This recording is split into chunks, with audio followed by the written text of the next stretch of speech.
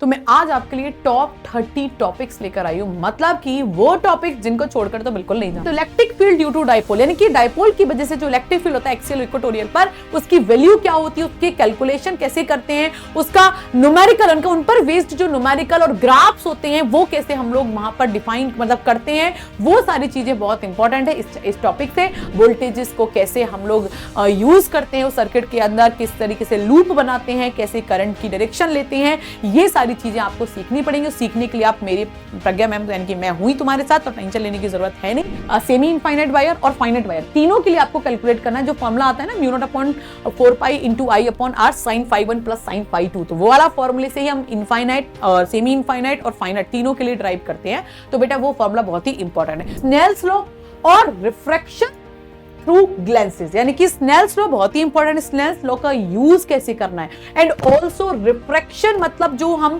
Concave और convex lenses का use करते हैं, उनमें जो ऑब्जेक्ट की लोकेशन कहां होगी तो हमें इमेज कहां मिलेगा। हेलो बच्चों, क्या हाल चाल है, स्वागत है केजी सीयूडी के चैनल पर, और मैं हूं आपकी प्रज्ञा मैम। तो बात ये आती है कि मैम फिजिक्स के हम तैयारी तो कर रहे हैं, बट समझ नहीं आ रहा कि किन टॉपिक्स पे हमें फोकस करना चाहिए। तो मैं आज आपके लिए टॉप 30 टॉपिक्स लेकर आई हूं, मतलब कि वो टॉपिक्स जिनको छोड़कर तो बिल्कुल नहीं जाना है। मतलब आप दुनिया को छोड़ सकते हो पर इन टॉपिक्स को नहीं छोड़ना है।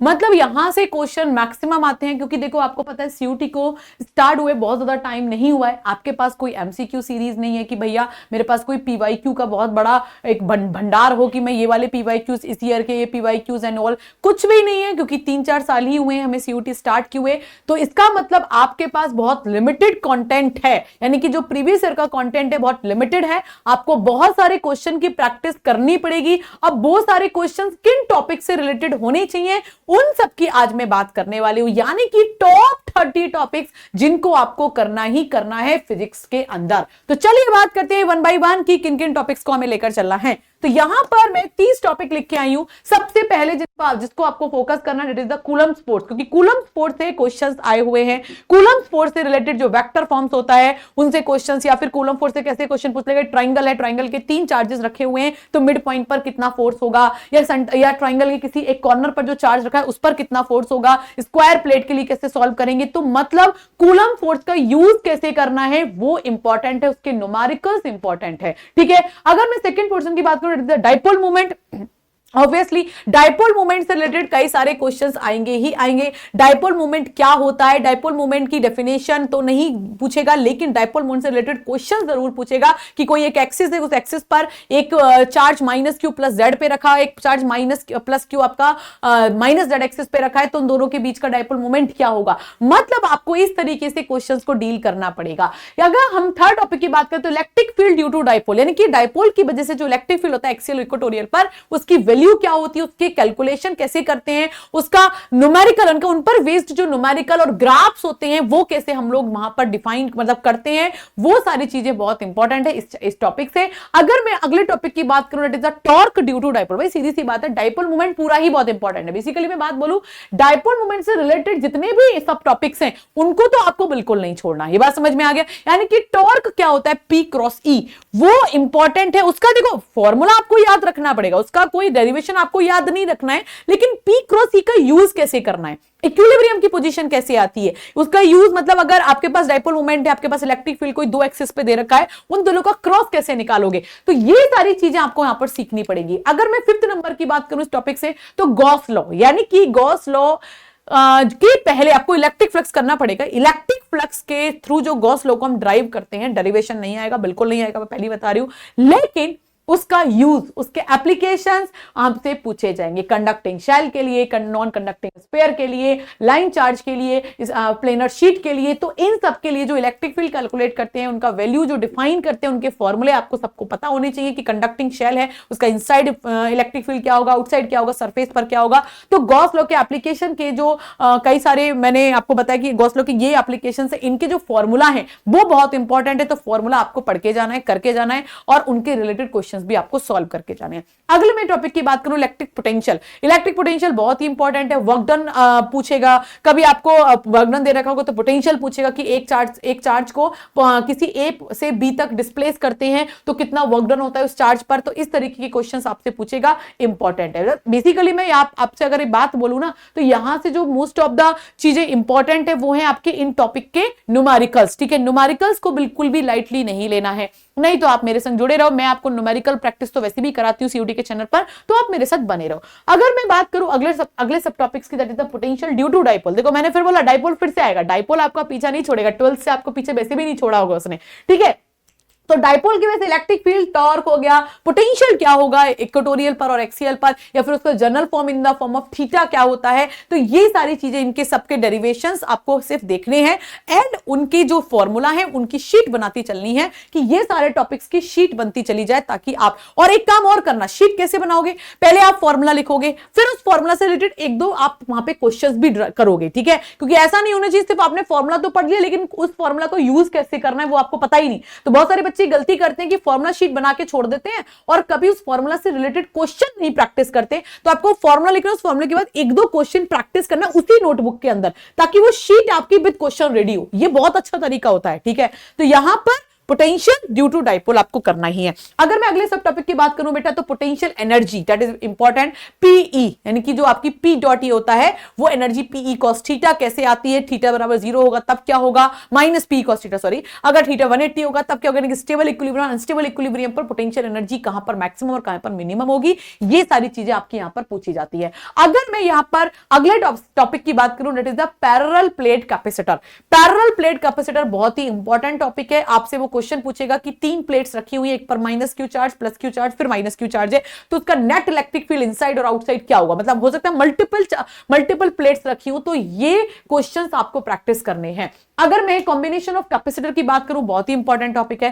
कैपेसिटर का कॉम्बिनेशन पूछेगा, पैरेलल कॉम्बिनेशन से या फिर सीरीज कॉम्बिनेशन, दोनों से आपके क्वेश्चंस आने की बहुत संभावना है कि भैया पैरेलल कॉम्बिनेशन थोड़ा कॉम्प्लिकेटेड भी दे सकता है, इजी भी दे सकता है, तो आपको हर टाइप के क्वेश्चन की प्रैक्टिस यहां पर करनी पड़ेगी। अगला टॉपिक आ जाता है रजिस्टर कॉम्बिनेशन। कैपेसिटर कॉम्बिनेशन और resistor combination both are very important, बिल्कुल भी नहीं छोड़ने, ताकि उनको लाइटली बिल्कुल भी नहीं लेना है। दोनों के रजिस्टर कॉम्बिनेशन बहुत ही इंपॉर्टेंट है। ठीक है, पैरेलल कॉम्बिनेशन, सीरीज कॉम्बिनेशन में कैसे रजिस्टर की कोई सीरीज दे रखी, मान लो आपके पास कई सारे रजिस्टर लगे हुए हैं, कई सारे रजिस्टर जिनकी आपको लग रहा है कि बहुत कॉम्प्लिकेटेड है, बट वो कॉम्प्लिकेटेड नहीं होता है, सिर्फ आपको सर्किट को समझना होता है। तो सर्किट यहां पे ज्यादातर सॉल्व करनी है। ठीक है, इनको मैं डबल स्टार बना रही हूं बेटा इन टॉपिक्स को, ताकि जिन टॉपिक पे आपको डबल स्टार बनानी है उनके तो आपको क्वेश्चंस करने ही करने हैं। ये रहा और ये रहा।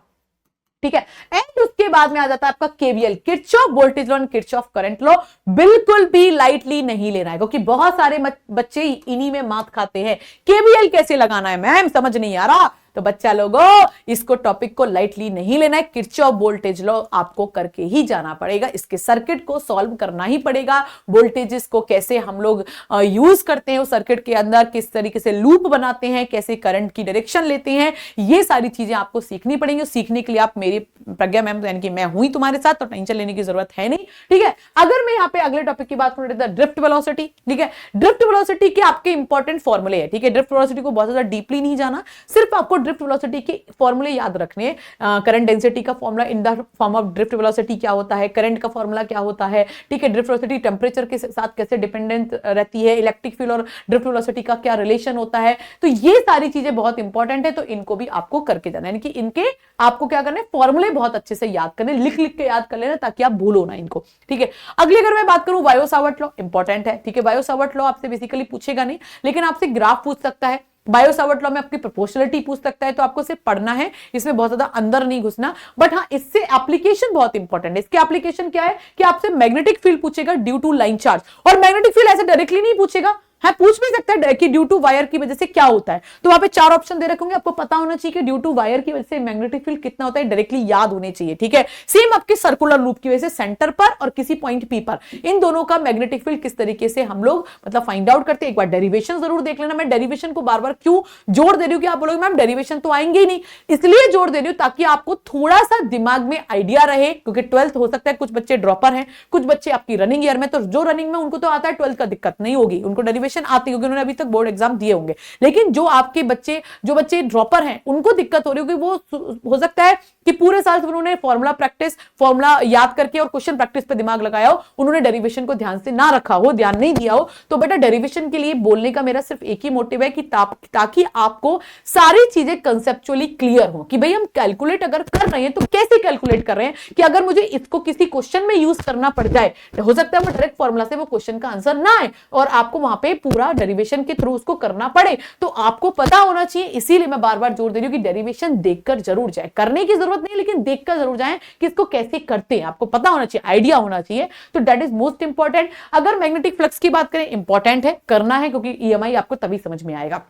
उसके बाद में आएगा टॉर्क मैग्नेटिक, यहां पर भी मैग्नेटिक डाइपोल होता है, मैग्नेटाइजेशन क्या होता है, ठीक है। तो मैग्नेटिक डाइपोल की वजह से जो टॉर्क होता है एम क्रॉस बी, वही मैंने बोला कि क्रॉस प्रोडक्ट कैसे सॉल्व करते हैं, दैट इज मोस्ट इंपॉर्टेंट। और भैया राइट हैंड रूल फ्लेमिंग्स का, उसका लेफ्ट हैंड रूल फ्लेमिंग्स का, और मैक्सवेल का राइट हैंड पाम रूल, ये जरूर कर लेना तीनों की वजह से, यानी कि कब कब हमारा पाम रूल लगता है, कब कब हमारा राइट हैंड रूल लगता है और कब हमारा लेफ्ट हैंड रूल लगता है बेटा। तो ये तीनों रूल्स आपको पता होने चाहिए। मैग्नेटिक फील्ड कैसे कैलकुलेट करते हैं, इन लूप की वजह, मतलब इन रूल की वजह से किस तरीके से करंट और मैग्नेटिक फील्ड की डायरेक्शंस को निकालते हैं, ये बहुत ही इंपॉर्टेंट है, ठीक है। अगर बात करें एम्पियर सर्कुलर लॉ, इंपॉर्टेंट है, ठीक है। इसका इंटीग्रेशन फॉर्म इंपॉर्टेंट थी, गॉस लॉ का भी इंटीग्रेशन फॉर्म इंपॉर्टेंट था, वैसे यहां पर एम्पियर्स लॉ का भी इंटीग्रेशन फॉर्म इंपॉर्टेंट है।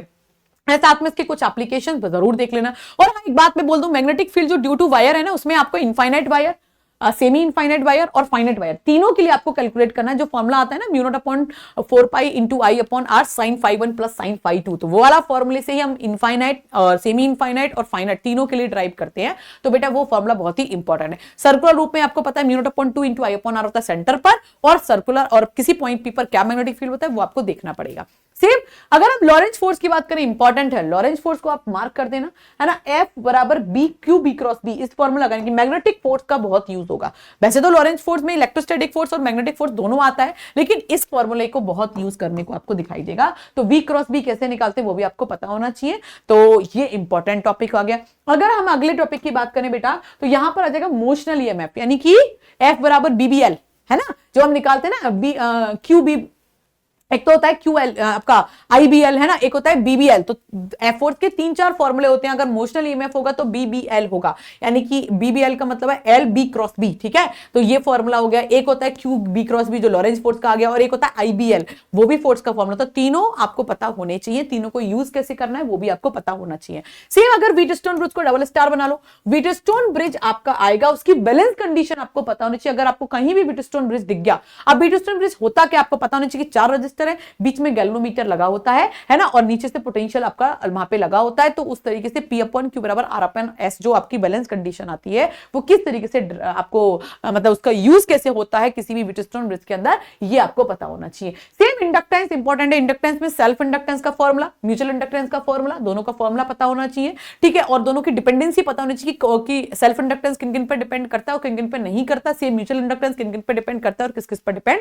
नहीं करता। तो ये इंपॉर्टेंट, यहां पर फॉर्मूले ज्यादा इंपॉर्टेंट है दोनों के अंदर, ठीक है। अगर मैं बात करूं सेल कॉम्बिनेशन इंपॉर्टेंट है। सेल कॉम्बिनेशन में पैरेलल और सीरीज दोनों कॉम्बिनेशन आपको पढ़ने हैं, ठीक से देखने हैं, है ना। अगर मैं बात करूं अल्टरनेटिंग करंट के ऊपर, तो अल्टरनेटिंग करंट की पीक वैल्यू, आरएमएस वैल्यू और एवरेज वैल्यू, तीनों को बहुत अच्छे से करके जाना कि पीक वैल्यू क्या होती है, आरएमएस वैल्यू क्या होती है और एवरेज वैल्यू क्या होती है। एंड ऑल्सो यहां पर एलसीआर सीरीज सर्किट का इंपीडेंस, सीआर सर्किट का इंपीडेंस, एलसी सर्किट का इंपीडेंस और आपका सीएल सर्किट, यानी कि अगर ये 4 सर्किट यहां पे दे रखे, इन सर्किट का इंपीडेंस, इनके फेज, सब कुछ आपको पता होने चाहिए, ठीक है। और रेजोनेंट कंडीशन बिल्कुल नहीं भूलनी है, मैं कैसे भूल गई उसको। तो रेजोनेंट कंडीशन जो होती है, इसके लिए जो ओमेगा हम लोग निकालते हैं रेजोनेंट फ्रीक्वेंसी, ये आपको पता होनी चाहिए, ओमेगा बराबर 1 अपॉन अंडर रूट एलसी, ठीक है। ये वाला फॉर्मूला आपको पता होनी चाहिए, ठीक है। अगर मैं बात करूं अगले सब टॉपिक, अगली टॉपिक्स की, that is the moving coil galvanometer.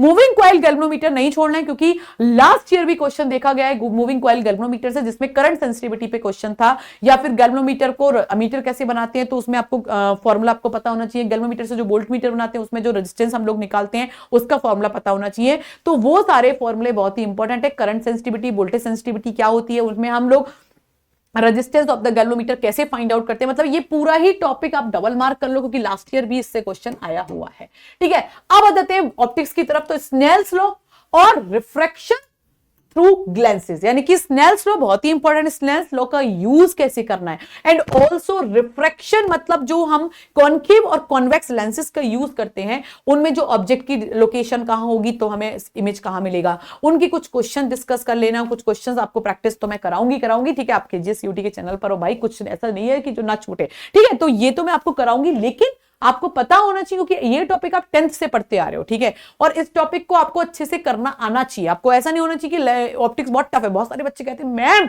Optics बहुत ही टफ लगती है, बेटा टफ नहीं है, 10th से अगर ठीक से पढ़े होते तो ऑप्टिक्स से इजी कुछ नहीं है, ठीक है। अगर मैं बात करूं लेंस मेकर फॉर्मूला इंपॉर्टेंट है, फॉर्मूला बहुत ही इंपॉर्टेंट है, इसका डेरिवेशन चाहे भले ही मत देखना, लेकिन formula lens maker formula important है कि जो फोकल लेंथ निकालते हैं दैट इज मोस्ट इंपॉर्टेंट। एक फॉर्मूला और होता है कि फॉर्मूला फॉर स्फेरिकल लेंसेज, यानी कि कोई स्फेरिकल सरफेस है, उस स्फेरिकल सरफेस से जो रिफ्रैक्शन होता है उसके लिए एक फॉर्मूला आता है n2 अपॉन में b minus n1 upon b बराबर n2 माइनस n1 अपॉन में r, ठीक है, ये फॉर्मूला यानी कि रिफ्रैक्शन थ्रू स्फेरिकल सरफेस, ये वाला भी फॉर्मूला जरूर देख लेना, बट ये फॉर्मूला ज्यादा इंपॉर्टेंट है। सेम अगर अब हम बात करें भैया प्रिज्म की, तो प्रिज्म अच्छा है, प्रिज्म से डेविएशन आपसे पूछ सकता है, इंपॉर्टेंट टॉपिक है। प्रिज्म में कौन सा कलर लीस्ट डेविएट होता है, कौन सा मोस्ट डेविएट होता है, ये जरूर पूछेगा। थ्योरेटिकल क्वेश्चन भी यहां से आते हैं और यहां से न्यूमेरिकल क्वेश्चन भी बनते हैं, तो आपको दोनों की प्रैक्टिस, यानी कि इसकी थ्योरी भी पढ़नी है, उसका न्यूमेरिकल भी देखना है, तो आपको दोनों यहां पर करने पड़ेंगे। एंड लास्ट इंपॉर्टेंट टॉपिक जो को आपको करना ही करना है, छोड़ना बिल्कुल भी नहीं है,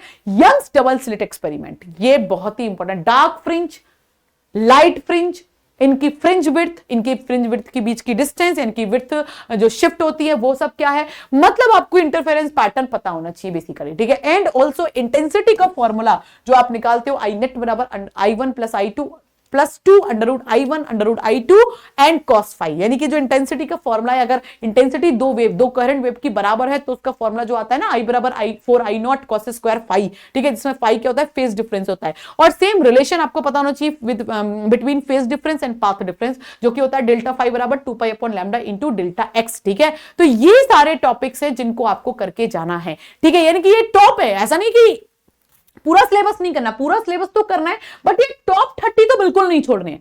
ये टॉप 30 अगर करके चले गए तो सीयूटी का पेपर आपके हाथ में और 100% आपको यहां पर स्कोर सिक्योर करने को बिल्कुल मिलेगी फिजिक्स के अंदर, ठीक है बच्चा। तो ये मेहनत आपकी है, मैंने आपको इंपॉर्टेंट टॉपिक्स बता दिए। अब आप बोलोगे मैम इनको कवर कैसे करा, तरीका क्या है, तो बहुत सारा सिलेबस हो गया, तो बेटा आप केजीएस सीयूटी के चैनल पर हो ना, आप बस मेरे साथ जुड़े रहना, मैं पूरा का पूरा सब कुछ यहां पर करवाऊंगी, सारे क्वेश्चन प्रैक्टिस कराऊंगी, जिन जिन की थ्योरी इंपॉर्टेंट है, जिन जिन के आपके न्यूमेरिकल्स इंपॉर्टेंट है, जिन जिन की आपकी फॉर्मूला शीट है, वो सब कुछ मैं आपको प्रोवाइड कराऊंगी इसी यूट्यूब चैनल पर, सब कुछ मिलेगा, सिर्फ और सिर्फ आपको केजीएस सीयूटी के चैनल पर जुड़े रहना है। तो बेटा आपको सब कुछ समझ में आ गया हो किस तरीके से हमको चलना है मई तक, तरीका समझ में आ गया है, और इन्हीं 30 टॉपिक्स को तो टॉप मोस्ट प्रायोरिटी पर रख दो कि इनको तो करना है, बाकी सब दुनिया चाहे हो जाए, बाकी तो करना है, लेकिन इनको हमें टॉप प्रायोरिटी पे करना है, ठीक है बच्चा लोगों। तो समझ में तो तुम लोगों को आ ही गया होगा। तो चलिए फिर ऐसी अगर छोटी छोटी स्मॉल अच्छी वीडियोस आपको चाहिए तो आपको केजीएस सीयूटी चैनल के साथ में जुड़े रहना है,